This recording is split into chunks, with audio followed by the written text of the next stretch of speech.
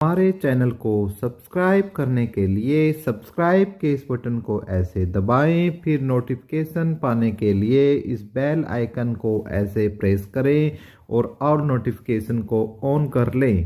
धन्यवाद। बार epic edu ये channel का नाम है अपने, और नीचे चैनल के लिए सब्सक्रिप्शन का बटन है। सब्सक्राइब कैसे करें इसका तरीका मैं वीडियो के आरंभ में आपको बता चुका हूं, किस तरीके से आप चैनल को सब्सक्राइब कर सकते हैं। तो देखिए दोस्तों, बहुत ही बड़ी अपडेट आ रही है। हालांकि इससे रिलेटेड अपडेट मैं सुबह भी दे चुका हूं आपको, लेकिन इससे अलग हटकर अपडेट आ रही है दोस्तों, जो ग्रुप सी और ग्रुप डी दोनों के लिए ही मील का पत्थर साबित होने वाली है दोस्तों। और ग्रुप सी और ग्रुप डी के दोनों ही बच्चे उछल जाएंगे, और ग्रुप डी के वो बच्चे भी उछल जाएंगे इस न्यूज को सुनकर जिनके नंबर 65 के आसपास हैं। तो दोस्तों, एक ताजा जो अपडेट जो आ रही है वो मैं आपको बता देता हूं। ग्रुप 56 और 57 को लेकर आ रही है दोस्तों। आपको पता होगा, ग्रुप 56 और 57 को सुप्रीम कोर्ट ने नोटिस जारी करते हुए पंजाब और हरियाणा हाईकोर्ट को आदेश दिया है कि जल्दी से जल्दी इसका जो भी परिणाम है इस केस को सोल्व किया जाए और इसका फाइनल जजमेंट निकाला जाए। इसलिए इस केस के लिए जो नेक्स्ट हियरिंग डेट दी गई है वो आपकी 21 फरवरी इस तारीख को दिया गया है। 21 फरवरी की जो डेट है वो मेरे दोस्तों, मेरे साथियों, जो डेट रखी गई है 21 फरवरी को रखी गई है। अब जो 21 फरवरी की जो ये डेट है दोस्तों, फाइनल जजमेंट, और इस पर बहुत तकड़ी बहस भी होने वाली है। मैं आपको एक छोटी सी बात बताना चाहता हूं कि 56-57 के जो एग्जाम है सरकार कंडक्ट करवा चुकी है।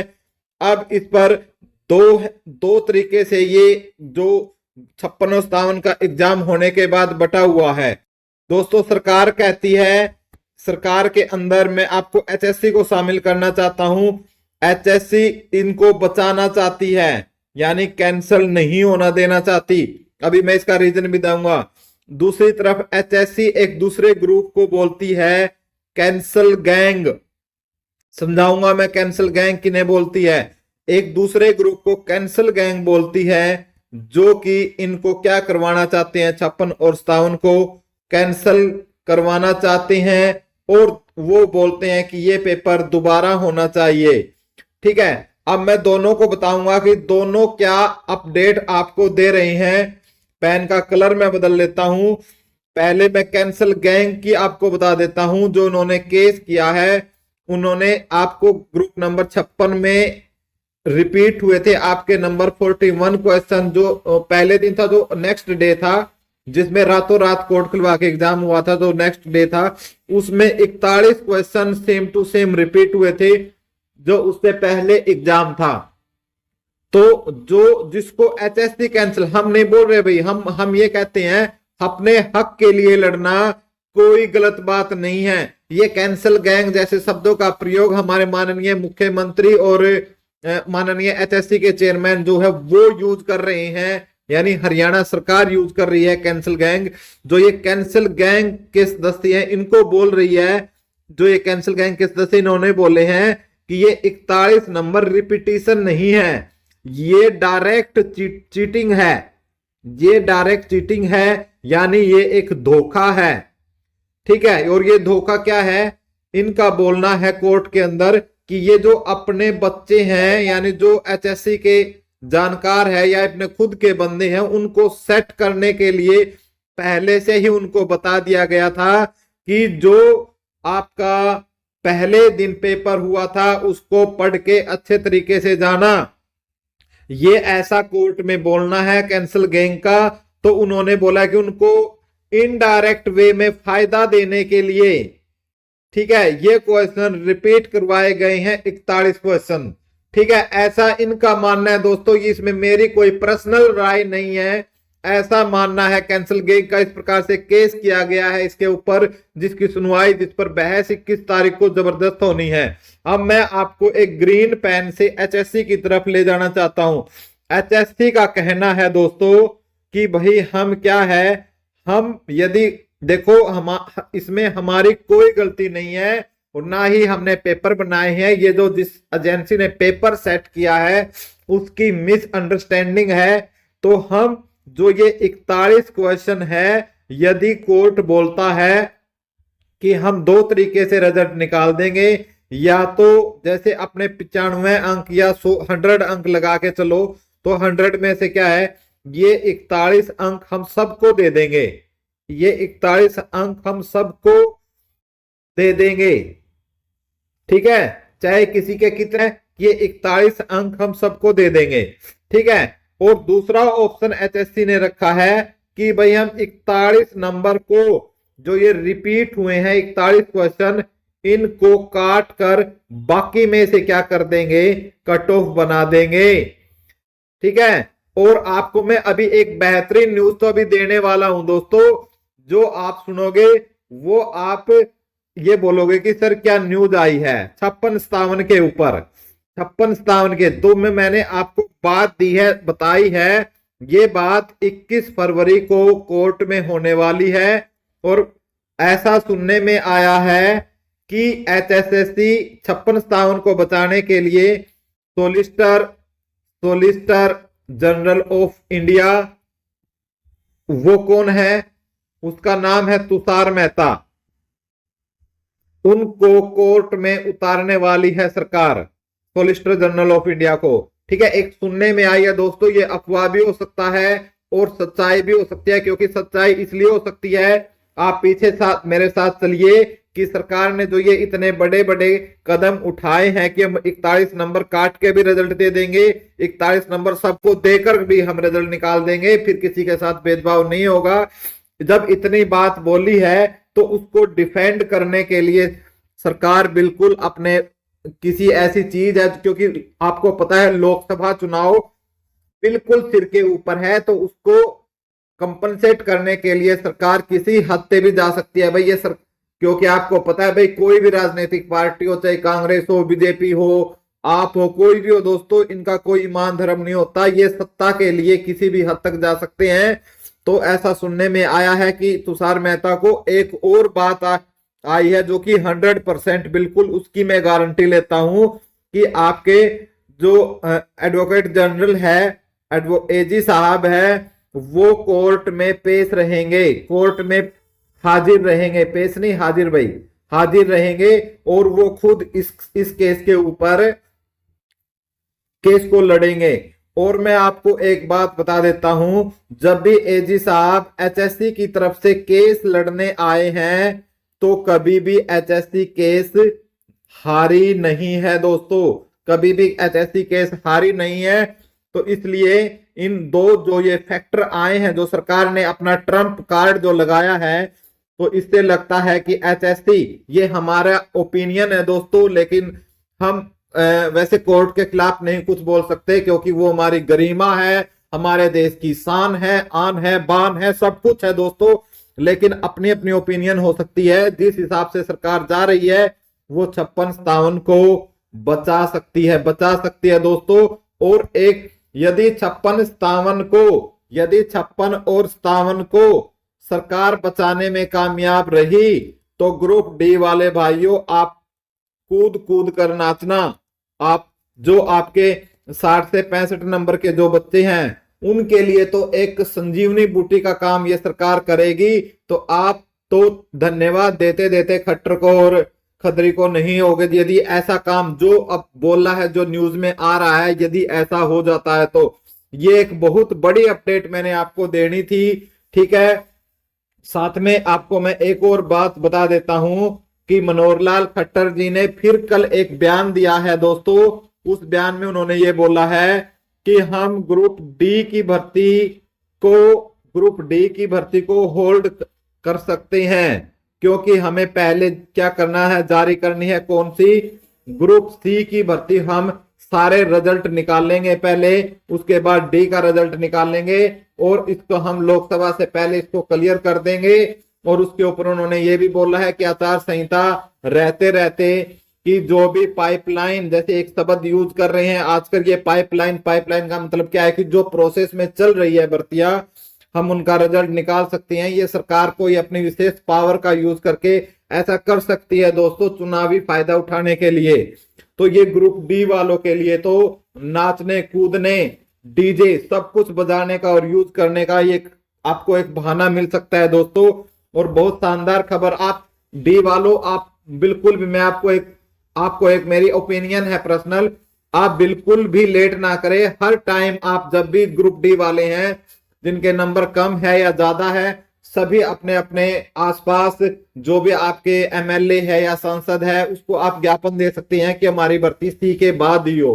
यदि सी के बाद आती है तो आप सोच नहीं सकते कि किन किन बच्चों का भला, किन किन घरों में एक नौकरी दो दोस्तों होती है हरियाणा में, वो नौकरी का जो दिया है वो जल सकता है।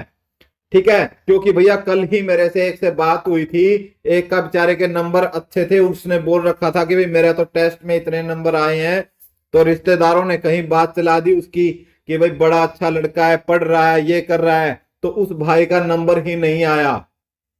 ठीक है, और उसका रिश्ता भी टूट गया। तो बड़ी ऐसी खबरें सुनते हैं, बात होती है तो मतलब बड़ा दिल को एक आघात सा, एक ह्यूमन बीइंग होने के नाते एक जो हृदय है वो रो उठता है। लेकिन भाई हो सकता है कि आप यदि ऐसा करोगे ग्रुप डी वालों आप, तो हो सकता है भाई हमारे कई भाइयों के घर में एक दीवा जल सकता है, एक छन छन की आवाज घर में आ सकती है, बहुत प्यारी और मनोहर। तो आपसे एक तो ये अपडेट मैंने आपको ताजा देनी थी, और इसके अलावा जो मैंने आपको अपडेट देनी है दोस्तों हरियाणा पुलिस भर्ती पर, तो हरियाणा पुलिस भर्ती पर मुझे कोई ज्यादा अपडेट नहीं देनी है। हरियाणा पुलिस भर्ती के फॉर्म है वो 20 फरवरी से स्टार्ट हो जाएंगे और 21 मार्च तक चलेंगे। ठीक है, और आगे भी डेट बढ़ सकती है, लेकिन मैं आपको कतई ये इस बात की मैं आपको नहीं कहता कि आप लास्ट डेट तक रखें। आप अपना टाइम रहते अपना फॉर्म फिल करें, क्योंकि उसके बाद सर्वर है, आपको पता है भाई इनके सर्वर किस प्रकार के इनके पोर्टल होते हैं, सर्वर होते हैं। क्या आपके साथ हो सकता है आप फॉर्म भर पाओ ना भर पाओ। और एक और जो है, सबसे जो बच्चे करते हैं ना, जब फॉर्म भरते समय बहुत सारी गलतियां करते हैं। ठीक है, बहुत सारी गलतियां करते हैं, और गलतियां करने के बाद जब सिलेक्शन होने के करीब होता है तो फिर क्या बोलते हैं कि सर मैंने नहीं किया, ये तो साइबर वाले ने कर दिया। और भाई साइबर वाला बेचारा एक ऐसा है बच्चा जो अपनी गरीबी में या अपनी मजबूरी में काम कर रहा है, उसको बेचारों को चारों तरफ से गालियां आती है। लेकिन भाई साइबर वाले, साइबर कैफे वाले की कोई गलती नहीं। आप अपने फॉर्म को यदि साइबर कैफे पर फिल करवाते हैं तो उसको बोलो भाई मैं तेरे पास बैठा हूं। वो साइबर कैफे वाले क्या करते हैं भाई, लोड ज्यादा होते हैं, बोलते हैं डॉक्यूमेंट रख जा भाई मैं तेरा फॉर्म भर दूंगा। नहीं, उसको बोलो भाई नहीं, आप है ना यदि 100 रुपये ले रहा है ना, आप उसको 120 दे दो भाई, 150 दे दो आप उसको, बेरोजगार है वो। लेकिन उसको ये बोलो कि भाई मैं यहाँ पर बैठा हूं, ये आपका कंप्यूटर है और ये मेरी चेयर है, मैं यहाँ पर बैठा हूं, मेरे सामने फॉर्म फिल कर। तो उसमें आपका नाम, पता, कैटेगरी, फादर नाम, एजुकेशन क्वालिफिकेशन अपने पास होके अपलोड करवाओ दोस्तों। 5 नंबर क्लेम करने हैं, सोशियो इकोनॉमिक्स के नंबर क्लेम करने हैं। तो बाद में जो ये साइबर खेलते हो ना, साइबर कैफे का खेल, वो नहीं खेलना है आपको। ठीक है, और इसके ऊपर 5 नंबर यानी जो आपके 2.5 अंक सोशियो इकोनॉमिक्स के किसको मिलेंगे, मैं उसकी बहुत जल्दी आपको वीडियो बनाकर बताऊं। मैंने वीडियो बना रखी है, सिर्फ अपलोड करने का टाइम नहीं लग रहा, बहुत जल्दी मैं उसको अपलोड कर दूंगा कि हरियाणा पुलिस में क्या रूल है सोशियो इकोनॉमिक्स के मार्क्स लेने के। तो एक तो ये साइबर कैफे वाला खेल मेरा भी कोई भी भाई जो हरियाणा पुलिस का है वो नहीं खेलेगा। दूसरी बात, मैं हरियाणा पुलिस वाले भाइयों को बोलता हूं, कुछ बोल रहे हैं कि सर हम फिजिकल की तैयारी करें या नहीं करें, तो मैं बोलता हूं उनको भाई पीएमटी और पीएसटी की तैयारी आप लग जाओ करने। ठीक है, पीएमटी पीएसटी की तैयारी में दोस्तों आप लग जाओ, क्योंकि दोस्तों अभी तक ऐसा कोई सरकार की तरफ से नहीं आया है कि फिजिकल के लिए पीएमटी पीएसटी के लिए कितना गुना को बुलाए जाएंगे। लेकिन एचएससी ने एक बीच में नोटिस जारी किया था और दैनिक सवेरा अखबार में आया था, उसमें बोला था कि हम 12 गुना को बुलाएंगे। उस पर मैंने वीडियो भी बनाई थी 12 गुना को। तो ये जो 12 गुना वाले हैं ना भाई, ये तो तैयार रहे, यानी जिनके 54-55 नंबर है ना भाई, वो तो बिल्कुल तैयार ही रहे। कम से कम जिनके 55 प्लस है वो तो तैयारी करने में लग जाओ। लेकिन इस पे अभी मीटिंग चल रही है, काफी हाई लेवल की मीटिंग चल रही है दोस्तों, और इसमें हो सकता है जितने भी सीईटी के जितने भी क्वालिफाई है ना, सभी को पीएमटी पीएसटी में मौका मिल जाए। ठीक है, पीएमटी पीएसटी में हो सकता है सभी को मौका मिल जाए, लेकिन जो रिटर्न टेस्ट होगा ना, रिटर्न टेस्ट होगा या नॉलेज टेस्ट नाम दिया गया है, इस बार उसको नॉलेज टेस्ट नाम दिया गया है। नॉलेज टेस्ट में पीएमटी पीएसटी के जितने पास बच्चे होंगे ना, उसका कितना कितना गुना, 4 गुना नॉलेज टेस्ट में बैठने का मौका मिलेगा, और उन्हीं का फिर क्या होगा, फाइनल सिलेक्शन होगा। तो कुछ भाइयों को ये डाउट थे, हो सकता है उनके, मैं उम्मीद करता हूं उनके ये डाउट अब क्लियर हो गए होंगे। ठीक है, और भी कोई, यदि इसके अलावा कोई डाउट है तो आप कमेंट बॉक्स में करें, मैं एक एक सिंगल कमेंट का आपको जवाब दूंगा, चाहे 1 लाख कमेंट ही क्यों ना आ जाए। ठीक है, तो दोस्तों उसके बाद जो अपडेट है टीजीटी रिजल्ट, दोस्तों टीजीटी के रिजल्ट पर मैं आपको बताना चाहता हूं मेरे टीजीटी वाले भाइयों को, दोस्तों आपका कोई कुछ नहीं कर सकता, आप खुद कर सकते हो, आप खुद कर सकते हो दोस्तों। इसके लिए आप एचएससी ऑफिस के सामने बैठिए, अपना विरोध प्रदर्शन कीजिए शांतिपूर्वक, या अपने एमएलए को, अपने सांसद को, या आपके डीसी को आप एक ज्ञापन सौंपने का काम करें कि हमारा रिजल्ट जल्दी से जल्दी निकाला जाए, और हमारे जो केस है उनको भी जल्दी से जल्दी उनका निपटारा किया जाए, क्योंकि सरकार भाई बहुत कम ध्यान इस केस की तरफ दे रही है। तो हमने अपने यूट्यूब चैनल के माध्यम से टीजीटी पर आवाज उठानी स्टार्ट कर दिया। आप बोलोगे तो मैं इस पे पूरी एक वीडियो बना दूंगा टीजीटी के ऊपर ही, ताकि कुछ यदि हमारा कुछ सहयोग होता है भाइयों के लगने में तो हम पूरा करेंगे। आप कमेंट कर सकते हो, और यदि मैटर भी मुझे देना चाहो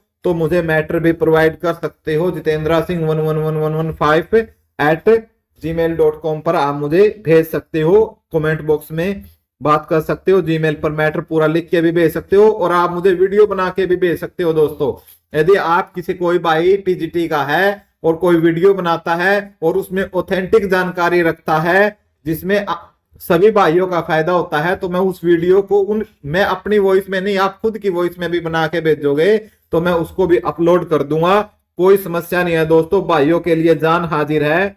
ठीक है, बेरोजगारी क्या होती है, दर्द क्या होता है, वही समझ सकता है भाई जिसने कभी उस चीज को सहा हो। ठीक है, ग्रुप डी पोर्टल, हाँ अब थोड़ी सी बात ग्रुप डी के ऊपर कर लेते हैं दोस्तों। ठीक है, ग्रुप डी पहले पोर्टल ओपन करेगा। ठीक है, जानकारी ऐसी एचएससी की तरफ से आ रही है, पोर्टल को एचएससी ग्रुप डी के लिए पोर्टल को लेकर एचएससी है कई दिनों से कह रही है कि हमने पोर्टल तैयार कर लिया है, लेकिन भाई क्या होते हैं इनके पोर्टल, अब आप सबको पता ही है, मैं ज्यादा नहीं बोलना चाहता, लेकिन भाई उम्मीद करते हैं ये अच्छा पोर्टल तैयार करें। तो इन्होंने बोला कि हम करेक्शन के लिए पोर्टल को पहले करेक्शन के लिए हम पोर्टल को ओपन करेंगे, जिसमें आपको कैटेगरी वगैरह है, पोर्टल को ओपन कर सकते हो। उसके बाद हम क्या है, पोस्ट प्रीफ्रेंस